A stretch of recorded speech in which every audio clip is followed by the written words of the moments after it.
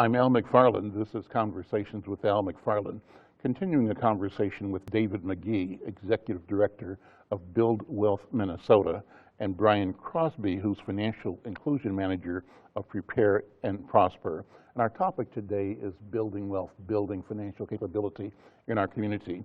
An important conversation, an important thing to be talking about. I feel this conversation ought to be had around dinner tables in every house in our community. Before we go, I want to thank sponsors, supporters for this program, Old National Bank and the Home Ownership Alliance in Twin Cities. Thank them for their support and their work to help build opportunity in our community. David, Build Wealth Minnesota. So the value proposition, you would say, is what? For Build Wealth. For Build Wealth is I think our biggest is to get generational wealth creation to our community. There's been a lot of generational poverty, especially in the communities of color. And some of the biggest value propositions is getting them to build social as well as economic wealth and lower the cost of money through knowledge and wisdom and linking them to resources. So let's unpack generational wealth or generational poverty. What does it mean? When you describe that, how does it look?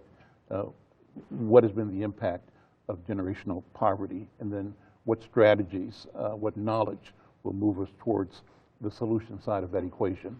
I think, and Bryan was talking about it very briefly earlier, about generational poverty is basically going through generations of lacking knowledge about systems and doing the same thing the same way and getting similar results where we're consistently broke, consistently without, and consistently not building up wealth because of different systems that have been in existence for decades, centuries, for that matter. And if you don't have someone who has wealth, or you don't have relationships or social wealth or relationships, it's not always what we know, it's who we know. And so if I can't tap into the knowledge base or the resource or a relationship that can help me get a hand up, then I'll never be able to tap into the opportunity to start gaining wealth. So we will continue to have generation after generation that will lack knowledge and not earn or save or build any type of wealth for their family. On the flip side of that is building generational wealth is starting to educate excuse me, folks about systems and how to use systems effectively. A lot of systems were not made for communities of color for the most part. There's still debt ratios and different mortgage systems and products that have been around for decades that haven't changed. During the times they were created, African Americans and people of color were never even using those products, but they've never changed the strategy and the functionality of those systems. For example? We'll look at mortgage banking. For the most part, mortgage banking has, I'm an underwriter, I've trained underwriters. It's the same underwriting system that's been in place for over 70 years. 70 years ago, very few African Americans or communities of color were even in the position to purchase a home. There was the 40 acres and a mule, and then there was the FHA and the redlining and all these different things. So if that system still exists and you don't know the intricate details of how that system works, how can you and your family take advantage of that system? Just the system of credit is something that's critical now. It's a system that goes, and if you don't know about it and you haven't been taught about it, and you're a second-generation credit user, you have no clue that by having great credit or better credit or the 700 credits that you talked, the scores that you talked about earlier, you didn't know that by having great credit, everything you're able to access is cheaper. You get better landlords, you get better rates of percentages on car loans, you get a better opportunity to actually purchase a home. So if you didn't know that system of credit, you literally are stuck in a generational spiral of poverty that stays there. By educating people what that credit system means to that family and getting them in a place to use that as a tool to strengthen the family by now we have great credit and we thrive for great credit, and I want my son to have great credit and his son to have great credit. Even if it's a system that we don't agree with, it's a system that exists. It exists, and so if we don't learn how to do that, so if there's a housing system, it's another thing we teach. It's how to purchase a house. We want to talk about homes. And so this is where I lay and my children lay and I protect, and this is where everything that I do is from this home. It's critical, and the opportunity to use the value in a good market, the value of that house is going up on a regular basis, building equity for my family that ultimately I can use to send children to college, I can use to start a business, and if that's not something that's inbred into multiple generations, we can have generations without having anything. We just came through the worst recession of all time, and so values of homes had went way down, but now the market is moving up at a rapid pace right now. Black wealth was decimated. Literally. And in Minnesota and nationwide. It's about the third time we went. We can get into that another show, but this is about the third time we've gone through some iteration of wealth stripping and wealth just decrease in our communities. But now we're at a place where there are opportunities, and that this window is kind of closing because the opportunity of values to go up on a regular basis, now the cost is getting to a place where some folks can't afford that. But being able to get it at a certain place where we had sold houses a couple of years ago at $190,000. Those same houses are at $250,000, $260,000. So we're getting to a place now, even with the Home Ownership Alliance, we're figuring out there's a lack of inventory for folks at lower incomes, which African Americans and communities of color are usually at a lower income base, they're going to be priced completely out of the market. So had they had gotten the education early on, they would have rode the wave, so to speak, and they'd be the ones owning the $60,000 worth of equity. The asset to build more acquisition. equity. That's right. Exactly. I'm Al McFarlane. This is Conversations with Al McFarlane. My guest, David McGee, Executive Director of Build Wealth Minnesota, and Bryan Crosby, who's Financial Inclusion Manager of Prepare and Prosper. We're talking about wealth building, about building assets in our community, building capability, knowledge, strengthening the community.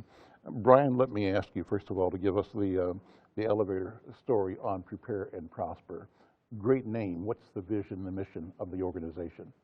Yeah, thank you. So Prepare and Prosper is most widely known for doing free tax preparation for low-income individuals. So we do that for over 12,000 folks a year. And at that time, we actually help get them into savings accounts and other financial products at that tax money moment. We also manage a financial coaching program. And then we work with FAIR. So everything that we're doing is really about empowering folks to, kind of take these, times in their life, especially at taxes when you're getting money, and use that to kind of, start a nest egg or start, a savings or start, building for that future that you want. So that's really what Prepare and Prosper does, and we've been around since 1971. So they've been doing that for a long time. What's your personal story? How did you come to this work? What's your training and background? And how did you find yourself on this mission, being an advocate and a champion for financial freedom for our people? I would say I'm a reformed corporate person.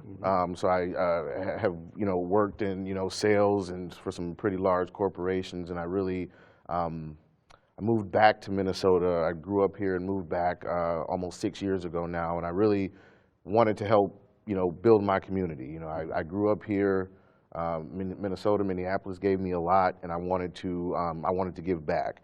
I have 2 young sons now, and I wanted to be able to talk to them about what I do and have a lot of pride about it, and then also show them, how we can, do this, because we're also trying to build. I'm trying to build generational wealth for them, and to see me doing this work, I think is important for my son. So I really just wanted to give back to the community that raised me.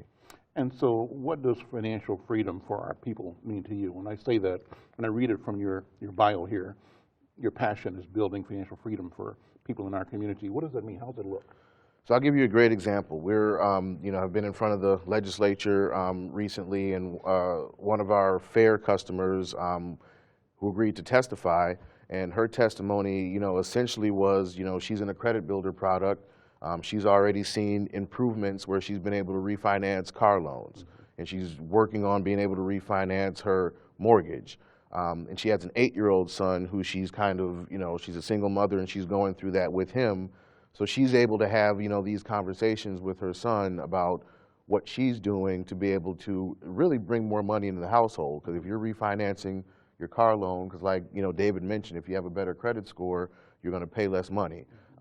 If you go and refinance a mortgage, you're going to have more money in your monthly budget, which is going to, you know, trickle down to what the 8-year-old son is doing and what he's seeing in the household as well. So I think we're really building cases like this where, you know, people are using these products, taking them to really, you know, make a change in their life that's going to bring about, you know, real positive things that they can build on, because again, we're talking about building wealth for the future. So, you know, she's doing things right now that are helping her bring more money into her household, and her son is watching her do this. So that's the generational wealth that we're really trying to build. So that's financial freedom to me, is being able to, you know, take you know, initiative, make the changes that you want to make, and build to a better future. I used the word narrative early on in this segment of the show, and I stated, and I state that I think our mission in part is to create a new narrative, a new understanding, to reflect the capability and to focus on both existing but also the capacity to build assets in our community, to shift the focus away from the constant decrying and focus on the lack. The lack is there. It's not deniable. You can't deny it. It actually has to motivate us to move away from lack to a position of holding equity, holding power. And so how do we change the narrative? My job as a communicator to write about it, but I'm asking you gentlemen to think about what it means, how important it is to shift the community's understanding about money, about power, about wealth. What do you think, brother? Yeah, I think as we're doing with our training and as the coaching is going, it's just starting to show people, like I said, about systems. And systems aren't, it's not rocket science. A lot of the stuff, you get an epiphany that, well, I knew that. It's just being exposed to, like I said, the intricate details of these systems and showing and exposing how they work. And why we're not a part of these systems is because we don't know the information. Some of the information has been hidden from us, but then a lot of the information is just blatantly in front of us, but we've never took the time to learn it. And what we're finding here lately, and I've been finding over the last 15 years, is that a lot of times people don't dig into the information because they don't see themselves in the information. And that's something, if you've never generationally seen yourself. I had that same challenge. I'm a banker, a mathematician, and all these things, but when it came to investment, it was something that I had been so conditioned not to be a part of that I never got good grades in that area. And so now I've made it a point to bring that information and those systems and that knowledge to individuals about, you know, about what the stock market means and what stocks are and commodities are, and how big a role we play in that system. Especially with African Americans, we are the biggest consumers on the planet. We set trends for spending money in good ways and bad ways for the most part. We have power. There's economic power in that spending, but if you don't understand that system and you're spending all this money, you're driving the economy. We drive a poverty economy as well as we drive a regular, the normal, traditional economy because of the way we spend money. And there are corporations that are making money and know that, and not knowing how that system works, you never see there's an opportunity to make a return for your family by knowing that, wait a minute, so we're spending trillions of dollars driving a system, but no one's giving us a royalty check, you know, but others are getting royalties and returns by investing in those companies that sell us those products. So why can't me and my family learn that system and invest in some of those same companies and reap the benefits and returns. We get the misery, they get the money, is one way I've described it. Yeah. But I go there and I don't want to be preaching, but we perish because of the lack of knowledge. Right. And that's one of the things. And so if you understand how the system works and you're willing to take the time, it's really not rocket science to actually engage in it.